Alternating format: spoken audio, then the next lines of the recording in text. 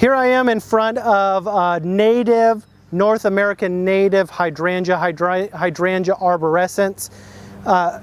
This plant is found in East Tennessee. We see it quite a bit in the mountains of East Tennessee, but it adapts well to our home landscape, in particular in semi-shade to shadish situations. Now, they can take quite a bit of sun, I dare say even full sun, if they have plenty of irrigation, plenty of moisture. But if you're not a fastidious gardener where you want to water all the time, in particular an establishment, perhaps you want to put it in a little bit of shadier situation.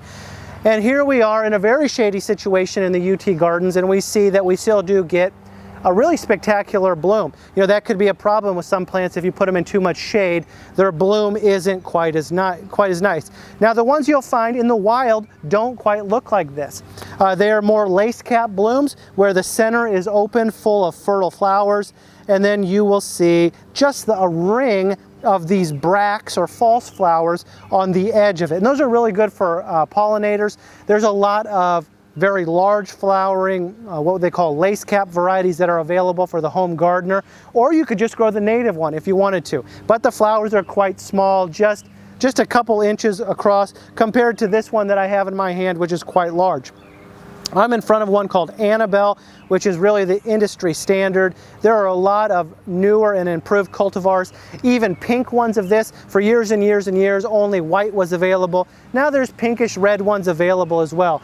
And so Hydrangea arborescens, a great plant for the home landscape, in particularly for the native gardener if you're in the eastern part of the United States. 3 to 4 foot high, spreading out 4 to 5 foot wide. There are bigger cultivars, there are more petite miniature cultivars available in the garden center that you can find whenever you need to add one to the home landscape. Here's a landscape tip. In particular, the cultivar Annabelle has huge 12-inch clusters of white flowers in summer. In particular, the cultivar Annabelle has huge 12-inch clusters of white flowers in summer.